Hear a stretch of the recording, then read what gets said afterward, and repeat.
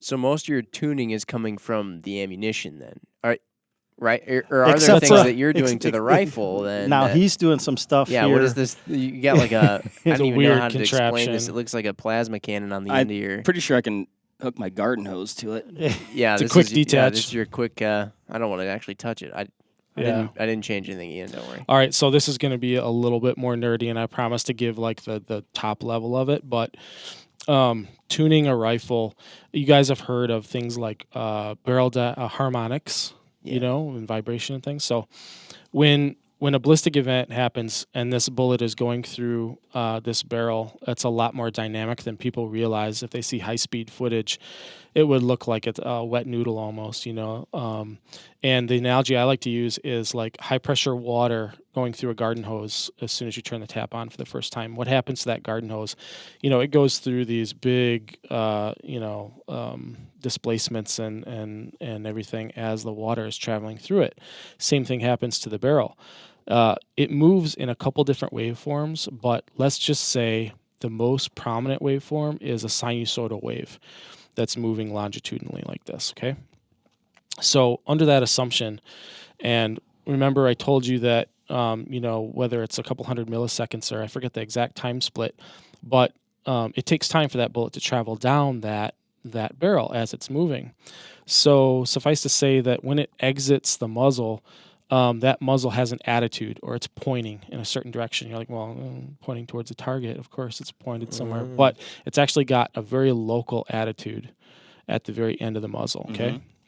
And what you're doing when you're finding a node or when you're tuning a rifle is you're finding an advantageous attitude of that muzzle to have all your bullets exit, okay? And I'm going to take that one step further. So there's this consensus that's forming. Some people knew about it decades ago, but within the precision rifle sports, it's just starting to gain a foothold, and people are realizing it's a true phenomenon called positive compensation. So positive compensation means that no matter how anal you get with your reloading, you'll always have a gradient of velocities. You'll always have one round that's going faster than another, and every other round is going somewhere in between.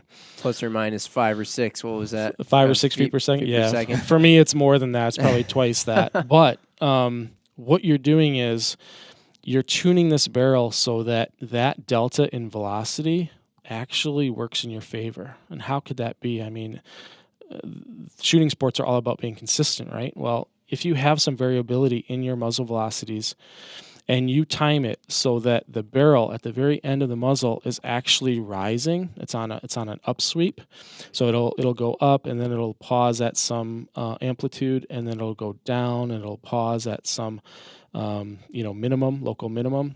If you time it so that all of your bullets are exiting somewhere in that upsweep of the barrel, what happens is the bullet that's a little bit faster than its litter mates is exiting a little bit sooner, right? So the attitude of the barrel is a little bit lower. Now it's going faster. It starts out with an advantage. The runt of the litter, the slow guy, is exiting later in time, so that barrel is up like this when it exits, okay? So inherently, it's slower. It's going to take longer to get to the target, but you've just given it a little bit of a head start because now it's got an angle of inclination compared to its fast. Little oomph. Yes. If you're gonna try and get something a long way, but you can't throw it very hard, you aim up. There you go. That's perfect. Whereas if you've got something that you can just totally manhandle and just throw it super quick, you can Sidearm like Brett Favre. Yeah, Yep. exactly. Okay, Yep. you can be a gunslinger. So that velocity node is when you get that consistency at that velocity. Well, the velocity is just like an indirect way of measuring one way to tune a rifle. Right. So what I do, right, is I use velocity to find out, and I use bullet impact at distance that I'm going to be competing at, 800 yards, 900 yards, whatever. I look for a spot where I get convergence downrange. So think about those two extremes, right? The slow one and the fast one. They're gonna converge. They're gonna diverge for a while, right? They'll be going on separate paths, and they'll get pretty far away from each other, relatively speaking, halfway to the target. but then they're going to actually converge because the faster one is going to keep its linear velocity a little bit more efficiently than the slower one. The slower one had a head start, so it's above the faster one, but guess what? It's going to lose its velocity a little bit more quickly.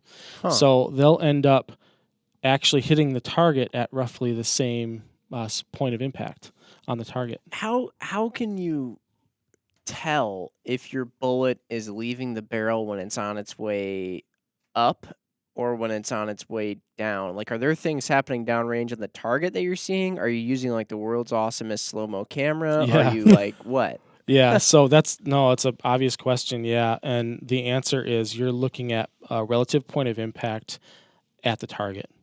You can tell by the behavior of where those holes appear based on their velocity. You know the velocity of each shot, right? We've got the Doppler radar set up. We know that, hey, shot number 4 was the slowest. You know exactly where shot number 4 hit on the target, and it happens to be in line or on that same water line as shot number 10, which was the fastest. That phenomenon only happens when you have positive compensation. So you know, hey, I'm on the upsweep of the barrel. I know I'm getting PC or positive compensation. This is a good place to be. If you're away from that, if you're one cycle of that sinusoidal waveform away from that, then you get the opposite effect. The fast bullet is leaving at a higher incident angle than the slow bullet. So it's high. It Yep. winds up hitting the target high. Way high compared and to. your slower one winds up hitting way low. Way low. Because it had a disadvantage right out of the gate. Yep. And so now your vertical dispersion might be 3 times that.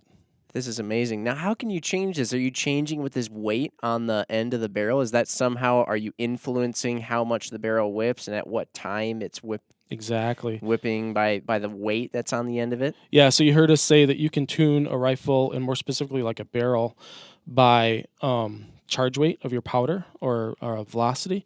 So you can do that, but another way to do it, and we, in the centerfire guys, these long-range guys, we sort of borrowed it from the rimfire crowd because they can't really load their ammo, right? They're stuck with what they have. So they started using these things called barrel tuners, and that's what this thing is. And it's a way of influencing the center of gravity of this barrel, and as a result, the moment of inertia of the barrel. So what happens is as you move this ring on the outside, you're actually taking this mass right here and you're putting it further away from the muzzle of the barrel. So in a sense, you're increasing the length of your barrel. So remember back to like high school physics class when you're talking about structural members or whatnot. For a given mass, the shorter and heavier profile of that member, it's going to be stiffer, right? And when it vibrates in that waveform, that sinusoidal waveform, do you think the frequency of that vibration would go up or down for a stiff barrel, like a short, fat barrel? The frequency would be high. High. The amplitude would be low. So it would. It's not making big sweeping movements. It's just making short little. Exactly, because it's stiff, right? Okay, yeah. You take that exact same amount of steel and you reduce the barrel contour, let's say, and you make it a little bit longer, and you shoot the exact same round through it. It's going to have a lower frequency, but it's going to have higher amplitude. So higher amplitude is actually, it's a little bit counterintuitive because for years we were told that short, stiff barrels are more accurate. The bull barrels. The bull barrels, exactly. And which, I mean, you guys do. I mean, these barrels aren't by any means like. They're not they're featherweights. Yeah, featherweights or what are they, senderos or whatever. Right. Not that, but. Right. But a little bit of barrel movement is actually advantageous if you're trying to achieve positive compensation. So by moving this tuner, adjusting this tuner, you're changing in a very small way. You're changing the CG of that barrel, and you're changing how it moves, how it's whipping by the time the bullet gets to the end of the muzzle. They call that barrel time. So you're optimizing the barrel time for the attitude. So you're getting a more consistent. We're all going towards a more consistent position of the barrel then? Well, you're looking for a specific point in time that you want all your projectiles to leave the barrel. So what happens is the guys who really know what they're doing, I'm not there yet. I just started experimenting with that as a way to tune when I travel to matches. But the guys who really know what they're doing, apparently, they say that you tune this barrel at 70 degrees Fahrenheit. You go across the country and you shoot a match at 50 degrees Fahrenheit. Your ammo is going to be a little bit slower because of the ambient temperature. Yeah. And you can actually compensate for that with this barrel tuner. So the theory is it's going to take longer for that bullet to get to the muzzle, and to get it to exit at the spot that you want it to, you actually have to slow the whip of the barrel down. And you do that by moving this counterweight outboard. Opposite would hold true too. You go to a really hot part of the country or time of year, you want to move that weight inboard so that you increase the frequency of vibration here. I mean, they're essentially putting less or more air underneath that football, Yeah, absolutely. Mark, that's why you can't get rid of that donut on your 300 Wisdom. I want it off. Everybody says you look dumb with it, but you're more accurate with it. I know. Is that like one of those de-resonator? It's it's one of those things. It doesn't That go on rubber- the end of that the barrel, rubber but it's thing? it's a donut. Oh, that's something different. It does contribute to CG and stuff, but I think it's dampening a lot of the noise in your barrel. So I think, we talked about that big waveform that the barrel moves in. There's other ones. There's like little compression waves that move through your barrel and longitudinal ones. And I think that's absorbing a lot of that movement and making it a more pure waveform. So Interesting. they do look kind of ugly, don't they? It's just like a cosmetic pride thing. And then Yeah. my dad called it one thing one time, and I did try to get it off the other day. It's stuck It's on stuck there. on there pretty good.